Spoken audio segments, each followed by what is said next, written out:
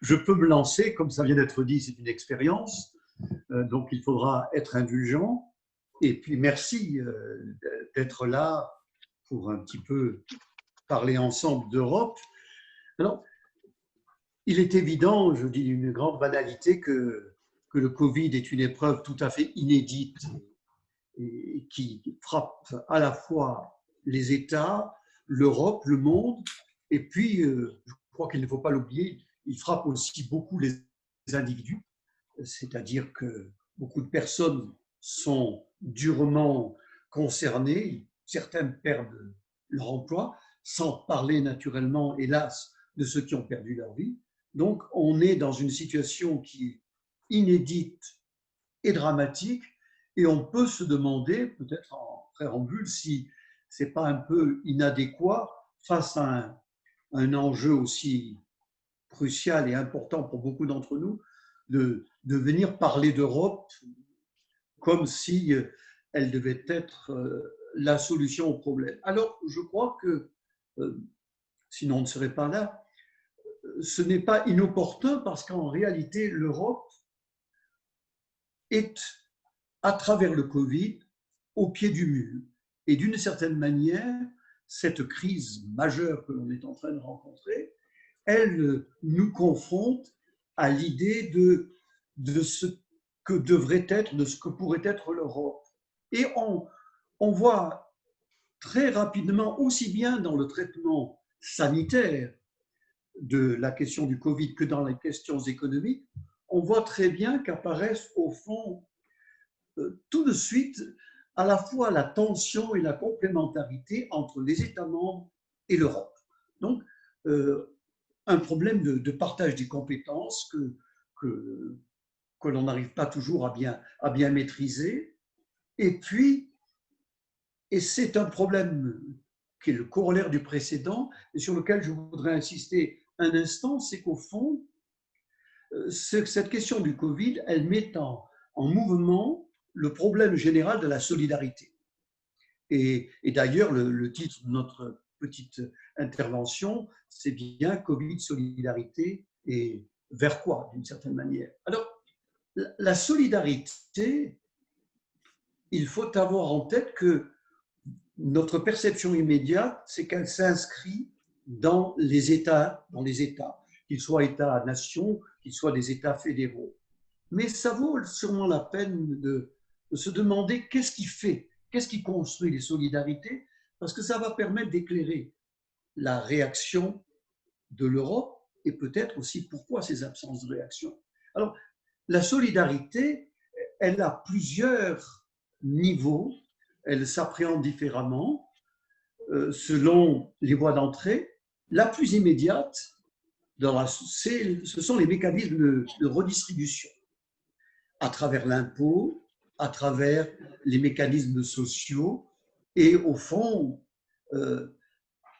l'État social et incarne et construit les solidarités que nous percevons de manière immédiate et qui sont souvent d'ailleurs de nature matérielle. Puis, il y a un autre niveau de solidarité qui est moins perceptible peut-être. On est solidaire aussi à travers des intérêts communs. Et le fait de partager la monnaie en Europe, le fait de partager un marché, le fait aussi d'être ensemble impliqués dans le maintien de la santé publique, c'est une manière de construire et de percevoir ce que doit être la solidarité. On peut même aller un peu plus loin encore en disant que finalement, la solidarité, elle se mesure à travers les mécanismes de sécurité qui nous concernent tous. Alors, sécurité sanitaire, certes, mais on peut dire que le fait d'être protégé à la fois vis-à-vis de l'extérieur comme à l'intérieur à travers la police, la justice, ça relève des mécanismes de solidarité. Le fait d'avoir des projets communs aussi, que nous portons ensemble, on peut dire des ambitions partagées, c'est un des aspects de la solidarité telle qu'on peut la définir de manière un peu plus large. Et puis, en fait, et je dirais enfin, des valeurs communes relèvent de la solidarité. La démocratie, vouloir défendre la démocratie, les droits de l'homme, c'est un mécanisme de constructeur et véhicule de solidarité. Alors, cette petite insistance sur ce qu'est la solidarité, vous l'avez deviné, je l'ai mise en avant pour que nous percevions que une grande partie de la solidarité se fait au sein des États, qu'une partie de la solidarité se construit à travers l'Europe et qu'il y a sans doute beaucoup plus à faire parce que la notion de solidarité, elle est très, elle n'est pas mouvante, mais en tous les cas, elle est dépendante et du temps dans lequel nous sommes et des valeurs que nous défendons. Alors, ces considérations générales posées, je voudrais voir combien on peut approcher la notion de solidarité en Europe et même d'une manière générale le contexte des réponses de l'Europe à la crise du Covid en disant quelques mots d'abord du contexte institutionnel dans lequel nous sommes, parce que je crois que l'on ne peut bien comprendre ce qu'a fait l'Europe et ce qu'elle peut faire et ce qu'elle peut ne pas faire qu'en comprenant les institutions européennes au sens, en quelques mots bien évidemment, et les limites de ces institutions. Donc, ceci posé en 2 ou 3 minutes, que je vais prendre si vous le permettez, on verra ensuite ce qu'a fait l'Europe dans le contexte de la crise du Covid, en n'insistant pas sur les problèmes sanitaires, parce que ce n'est pas de ma compétence du tout, mais en insistant sur les questions économiques et sociales, que je connais un peu mieux. Et on verra que, alors que le contexte de l'Europe, tel que prévu par les traités, paraît très réducteur et très contraignant, l'Europe s'est pas mal débrouillée au bout du compte, et c'est un peu émancipée autant qu'elle le pouvait des contraintes posées par les traités. Et puis, ce sera mon dernier point, on verra un peu quels enseignements on peut tirer du futur par rapport à aux contraintes de l'Europe, à ses capacités qu'elle a eues à un peu s'émanciper et à la nécessité de s'émanciper plus encore. Donc, je vais vous développer ces 3 points. Le premier, ce sera donc celui sur le contexte institutionnel.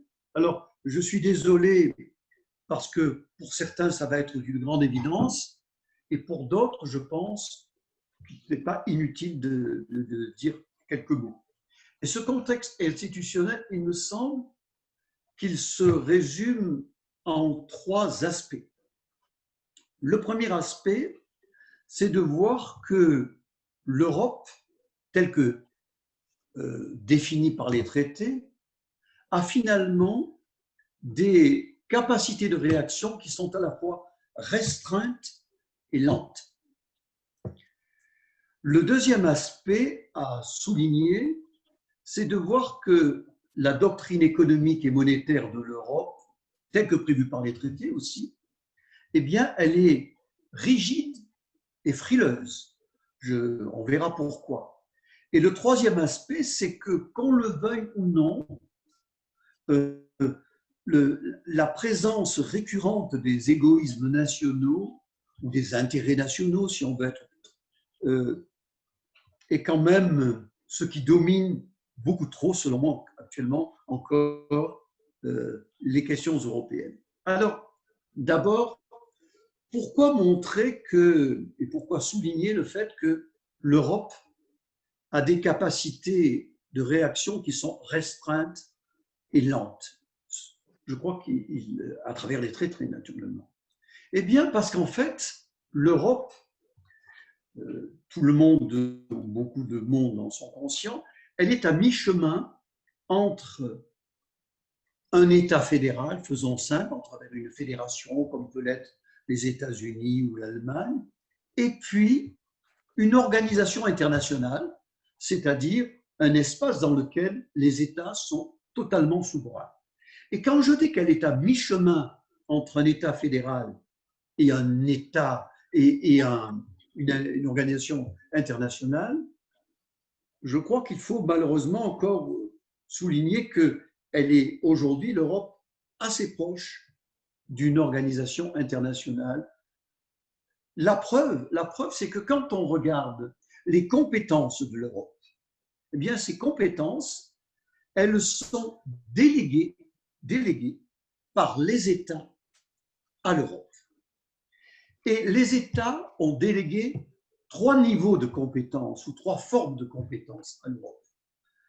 La première compétence, c'est la plus importante, c'est lorsque les États délèguent à l'Europe une compétence exclusive en disant c'est vous qui allez prendre le bébé, qui allez être en charge de ce domaine-là. C'est le cas pour l'euro, pour la zone euro, c'est le cas pour la gestion du marché unique. Mais beaucoup de compétences, à part ces compétences dites exclusives données à l'Europe, beaucoup de compétences sont partagées entre les États et l'Europe. Il suffit de penser, par exemple, à la politique agricole commune ou à d'autres politiques sur lesquelles je ne veux pas insister. Et il y a un troisième type de compétences que les traités concèdent à l'Europe, ce sont ce qu'on appelle les compétences d'appui. C'est-à-dire que l'Europe peut, si nécessaire, aider les États dans certains domaines. Et c'est là qu'il est intéressant de remarquer que les compétences en matière sanitaire ne sont que des compétences d'appui. C'est-à-dire que l'Europe peut aider notamment, en cas de pandémie, les États à prendre un peu en charge avec eux l'ampleur des problèmes. Donc, bien que j'ai insisté sur le fait que je ne vais pas insister sur les questions sanitaires, il faut savoir que les questions sanitaires ne sont que des compétences d'appui de l'Europe vis-à-vis des États. Et donc, on trouve là l'explication de la faible implication de l'Europe sur ce domaine strict. Ceci dit, la deuxième chose à comprendre pour voir les difficultés de l'Europe, et qui sont bien au cœur de la tension entre l'intergouvernemental et le fédéral, c'est que la mécanique de décision de l'Europe, elle est très originale et elle est le corollaire des difficultés que j'ai évoquées, sur lesquelles je me permets encore d'insister, entre le fédéral, c'est-à-dire, oui, un État qui serait l'Europe, et un espace qui est surtout de nature interétatique. En effet, en Europe, celui ou l'institution qui vraiment détermine tout, c'est le Conseil européen, c'est-à-dire les chefs d'État et de gouvernement qui se réunissent et qui, au terme du traité, donnent les grandes directions à suivre.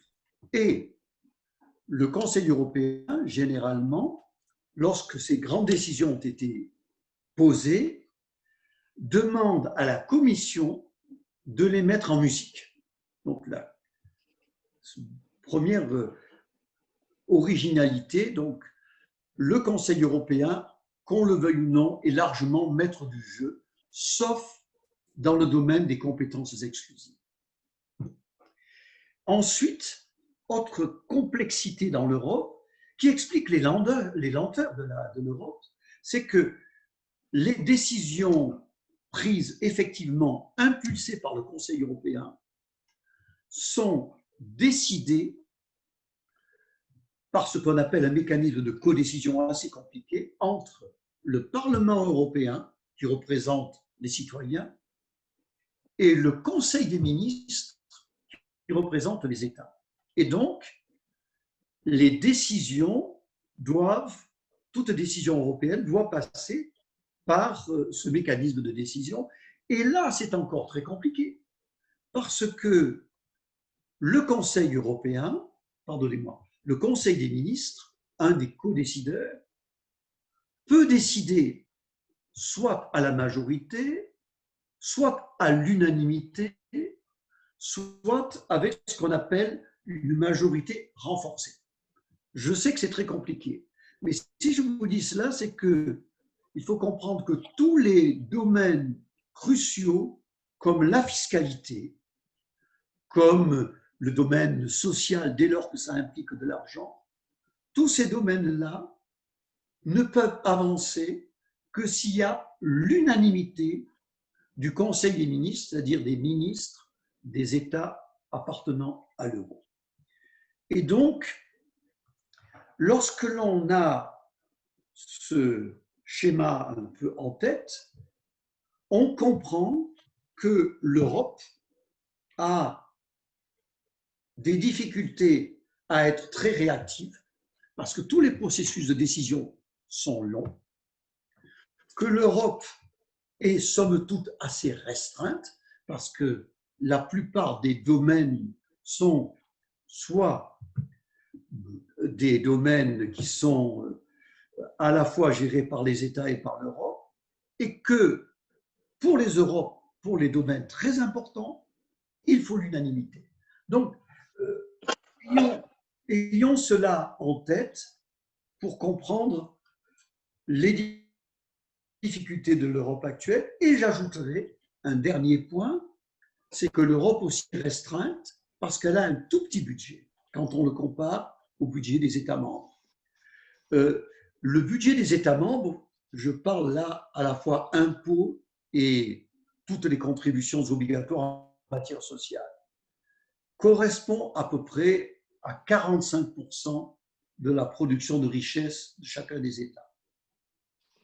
Tandis que le budget de l'Union européenne, c'est 1% des budgets, pardonnez-moi, des richesses produites par les États, du PIB, comme on dit, du produit intérieur brut. Donc, c'est un tout petit budget. Et non seulement c'est un tout petit budget, mais c'est un budget qui n'est pas aussi très réactif, parce que c'est un budget qui est défini, qui se conçoit dans ce qu'on appelle le cadre financier pluriannuel. C'est-à-dire que l'Europe décide sur une période de 7 années, 7 ans, des grandes lignes de son budget et qui décide des grandes lignes du budget à affecter chaque année. Donc, que ce soit, pardon si c'est un peu compliqué, mais qu'on ait bien en tête que les finances de l'Union sont contraintes, faibles et rigides parce que décrites dans la durée. OK? Bon.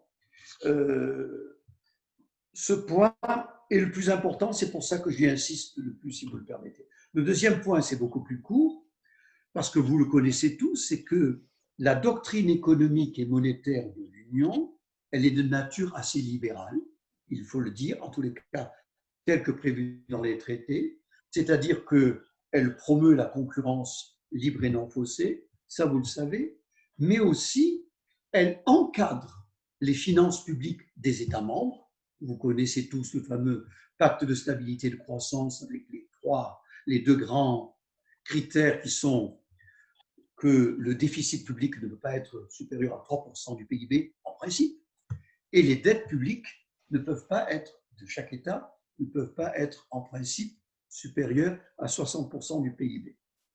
Vous connaissez. Vous connaissez aussi le fait que la Banque centrale européenne, qui est un organe fédéral, est indépendante des pouvoirs publics, certes, des pouvoirs politiques, mais au terme du traité, au terme de ses statuts, elle est très encadrée parce qu'on lui demande de s'occuper avant tout de la stabilité des prix. Il faut que les prix dans la zone euro soient au maximum autour de 2% d'inflation et pas plus. Et chose importante, donc, c'est que le traité admet que si ce critère est rempli, c'est-à-dire si l'inflation est faible, alors la Banque centrale européenne va pouvoir éventuellement soutenir la politique de l'Union européenne. Voilà. Donc, j'ai voulu, de manière un peu longue et un peu technique peut-être, vous indiquer quel était le contexte général, à la fois, je dirais, institutionnel et doctrinaire, dans lequel nous sommes, n'est-ce pas? Donc, restreint et des politiques frileuses et rigides. Et puis, dernier point qu'il faut toujours rappeler, les États aiment à insister sur le fait que, en dernière analyse, ils doivent défendre leurs propres intérêts. Ceci dit, et c'est le deuxième point, force est de reconnaître, et on s'en réjouit, que l'Europe a fait pas mal du tout dans le contexte de la crise actuelle. Et que, au fond, elle est allée au maximum de ce qu'elle pourrait faire. Et je vais passer en revue très rapidement les grandes décisions qui ont été prises pour que vous voyez d'où on vient et où on est allé finalement. Alors, la Commission européenne d'abord, qui elle, doit exécuter le budget, eh bien, très tôt, même si la somme était symbolique, c'était le 24 février, je dis symbolique par rapport aux sommes qu'on va voir tout de suite, elle a donné 400 millions d'euros aux États les plus frappés par le Covid, et en particulier l'Italie. Donc, elle a utilisé une partie de son budget immédiatement pour aider les États en difficulté. Et mieux, le 18 mars, là, la somme est déjà beaucoup plus rondelette, la Commission a, de sa propre initiative, compte tenu du fait que tout l'argent n'était pas dépensé, elle a mis, si je prends ce vocabulaire un peu léger, 40 milliards à la disposition des États membres pour les aider à réagir à la crise. Et elle a pris ces 40 milliards sur son budget que je n'ai pas indiqué, j'ai indiqué simplement le pourcentage, mais ce budget, c'est sur 7 ans, 960 milliards, et sur une année, environ 160 milliards. Donc, elle a pris 40 milliards, un quart de son budget de l'année, pour le destiner à soutenir l'activité économique. Ce qui est pas mal. Et elle a, si je puis dire, permettez-moi cette expression, raclé les fonds de tiroir pour arriver à cela. Donc, sans avoir à demander des rallonges budgétaires dans le cadre de son budget. Ce qu'a fait la Commission aussi, c'est important, très important, c'est que toujours dans le cadre de ses prérogatives, elle a dit aux États membres, on va desserrer les contraintes du pacte de stabilité et de croissance. Donc, elle est dans son rôle de dire, pour l'année à venir au moins, les 3% et les 60%, on laisse tomber. On met entre parenthèses. Et autre chose, toujours dans la compétence de la Commission, bien que je l'ai souligné, nous soyons dans un espace où la concurrence joue beaucoup, la Commission a décidé que les États membres pouvaient aider leurs entreprises ou certains secteurs, donc s'émanciper de l'obligation de ne pas intervenir dans l'économie pour aider les États, pour aider les économies en difficulté et donc les secteurs en difficulté. Donc, je le répète, la Commission a fait beaucoup compte tenu de son budget et s'est émancipée des textes. Je vais revenir après sur le fait que la Commission est allée un peu plus loin parce que je viens maintenant au deuxième organe qui compte beaucoup et qui est le premier en réalité, le Conseil. Il faut que le Conseil européen, donc les chefs d'État et de gouvernement, dès le 13 mars, ont décidé que 540 milliards d'euros seraient mis à la disposition de l'Europe pour soutenir l'activité économique. Et là-dedans, si j'essaie d'être plus précis, il y avait 240 milliards qui seraient destinés au soutien des États, je fais très court, à travers le mécanisme européen de stabilité. 200 milliards qui seraient des aides aux entreprises en difficulté, y compris les petites et moyennes entreprises, à travers la Banque européenne d'investissement, et 100 milliards d'aides qui seraient à prendre sur le budget à venir pour aider les États qui ont actionné les mécanismes de chômage partiel. Donc, dès le 13 mars, 540 milliards sont décidés et c'est à la Commission de piloter tout cela.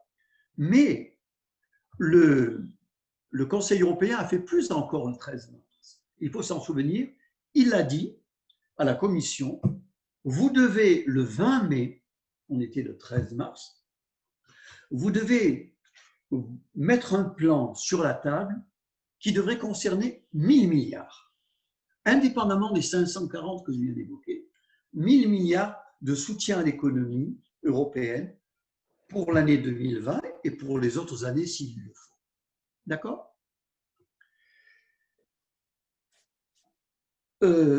La Banque centrale européenne maintenant, qu'a-t-elle fait ? La Banque centrale européenne aussi a beaucoup fait. Vous vous souvenez, vous avez tous entendu qu'après la grande crise de 2008, la Banque centrale européenne, pour éviter des faillites bancaires, a relâché un peu ses rigidités avec ce qu'on a appelé des mécanismes d'assouplement quantitatif.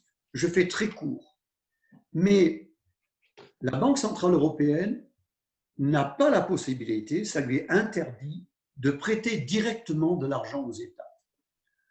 Par contre, la Banque centrale européenne peut et pouvait, au terme des traités, acheter sur ce qu'on appelle le marché secondaire des titres d'État. Mais les traités et ces statuts la conduisaient à être très parcimonieuse dans l'achat de ces titres d'État.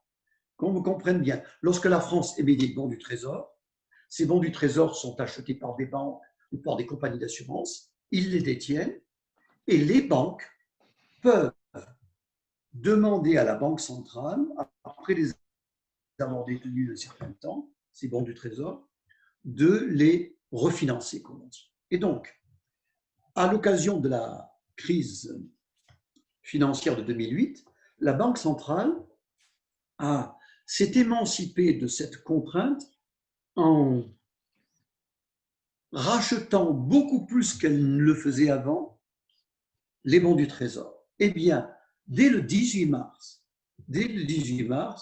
la Banque centrale a dit « Je vais acheter 750 milliards d'euros supplémentaires en bons du Trésor par rapport à ce que j'avais prévu jusqu'à présent. » Et le 4 juin, il y a quelques jours, la Banque centrale a dit « Je vais acheter, en plus de ces 750 milliards d'euros, 600 milliards d'euros supplémentaires au système bancaire pour lui donner de l'aisance. » Et puis, dernier point technique là aussi, la Banque centrale a bien insisté pour dire que pour le moment, elle continuerait à prêter de l'argent aux banques au taux de 0%.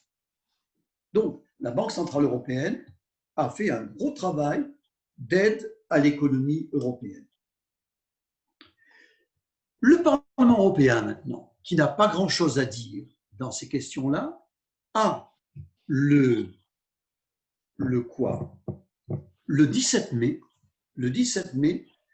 quand même voté une résolution qui n'a pas de valeur juridique autre qu'indicative. Et dans cette résolution, les 4/5 des membres du Parlement européen ont dit qu'il faudrait, à terme et très rapidement, que l'Europe débloque 2000 milliards pour aider l'économie européenne, notamment en demandant à l'Europe ex qualité d'emprunter. Parce qu'en effet, et ça va me permettre d'arriver au dernier point, jusqu'à présent, et j'y ai assisté, le budget européen est fixé sur 7 ans et en aucun cas, l'Europe peut dépasser ce cadre budgétaire et en aucun cas, l'Europe pourrait ou peut décider d'emprunter au-delà de ce que prévoit le cadre financier pluriannuel. En aucun cas, l'Europe ne peut emprunter pour aider les États membres. Eh bien, j'en viens au dernier point, probablement celui qui retient le plus l'attention. La France et l'Allemagne, dès le 18 mai, ont dit, à notre avis, il faudrait que l'Europe, en tant que telle, emprunte au minimum 500 milliards d'euros. Et donc, ces 500 milliards d'euros, c'est indépendamment de ce dont j'ai déjà parlé jusqu'à présent. Donc, que l'Europe émette des bons du Trésor, si vous voulez, au niveau européen, et qu'elle récolte 500 milliards d'euros et qu'elle distribue cette somme aux États en difficulté. C'était le vœu de la France et de l'Allemagne. C'était un coup de tonnerre, parce qu'il faut savoir que l'Allemagne, plus que quiconque, interdisait et considérait comme inimaginable que l'Europe, en tant que telle, emprunte, en plus de son budget, et des ressources propres, comme un État pourrait le faire, en empruntant pour redistribuer aux États membres.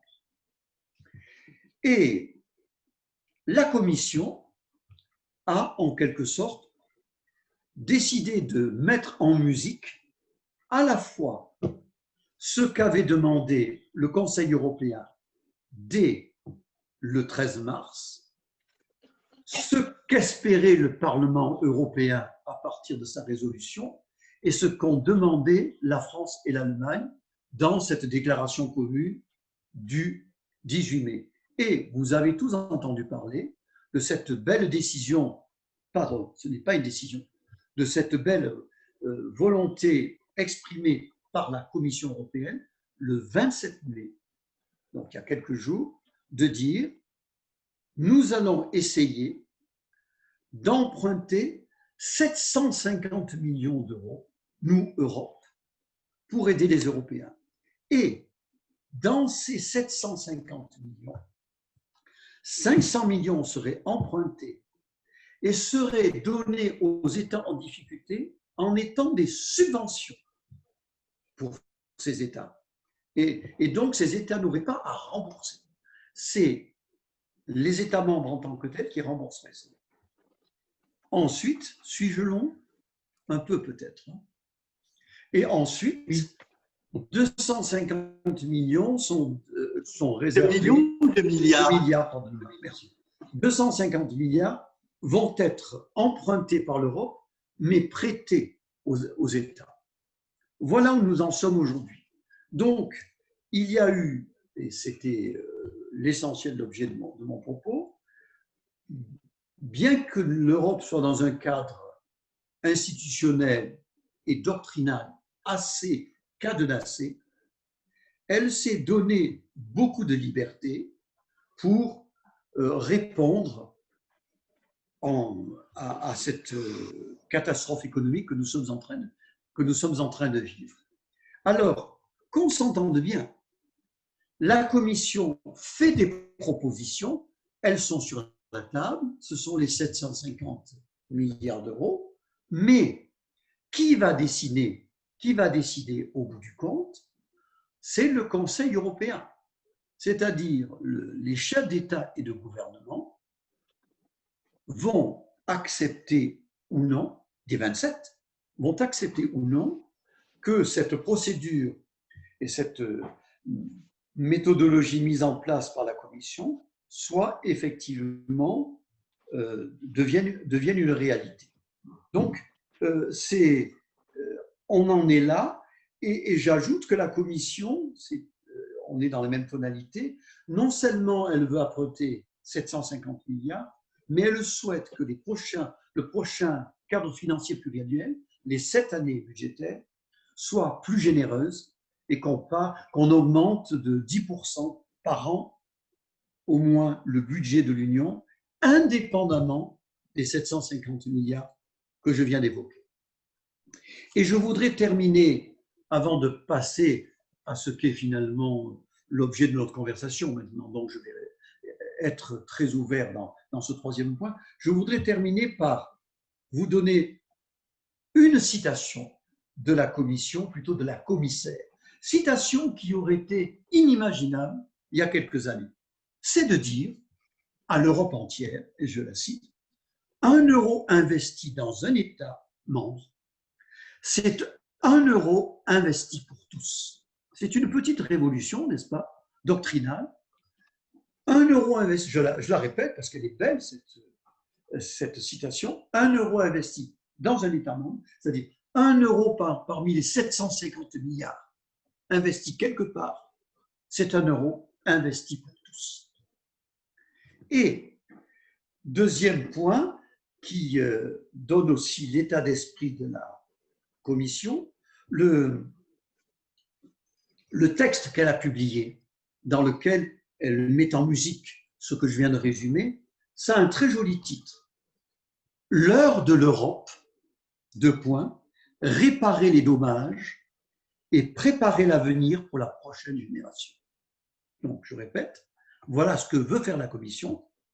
Réparer, et c'est l'heure de l'Europe, c'est un moment de basculement, réparer les dommages du Covid-19 et préparer l'avenir pour la prochaine génération. Et donc, on en arrive au troisième point qui va nous permettre de discuter ensemble, c'est-à-dire, et maintenant ? Et maintenant ? D'abord, il faut espérer que ce que propose la Commission va devenir réalité. Parce que vous n'êtes pas sans savoir que certains États sont un peu réticents. Enfin, si l'Allemagne et la France poussent, c'est déjà pas mal. Mais au-delà du choc que l'on vient de vivre, et peut-être à travers le choc que l'on vient de vivre, je crois, et c'est à la fois le troisième point et la conclusion, je crois que les citoyens européens et les États membres se rendent compte que dans le monde d'aujourd'hui, indépendamment du Covid-19, dans ce monde d'interdépendance, dans ce monde où la géopolitique est bousculée, dans ce monde, je dis des banalités, où la crise environnementale est devant nous, dans ce monde où il y a une totale interdépendance entre les États, et surtout entre les États membres, il va sûrement falloir faire un pas supplémentaire en termes institutionnels. Parce que, et c'est ce que je constate en lisant la communication de la communion, la communication de la commission, elle met de belles perspectives, elle répond bien aux enjeux du moment, mais elle se garde, parce qu'elle est contrainte par les traités, elle se garde de dire il faudrait sans doute qu'il y ait un petit peu des changements institutionnels importants pour que nous avancions et que cette heure de l'Europe, vraiment, elle sonne, puisque c'est le titre de sa communication, cette heure de l'Europe, elle sonne dans l'oreille de tous les États et de tous les citoyens pour qu'on dépasse les structures institutionnelles actuelles et j'espère que la conférence sur l'avenir de l'Europe qui s'ouvre et qui va durer 2 ans maintenant va être une belle opportunité pour que, dans la douleur du Covid et à travers les problèmes que le Covid nous a soulevés, on se rende compte que l'Europe a actionné des formes de solidarité, mais qu'elle est contrainte et qu'il faut aller au-delà. Voilà, j'ai été un peu bavard, un peu long, me semble-t-il, mais la discussion est ouverte.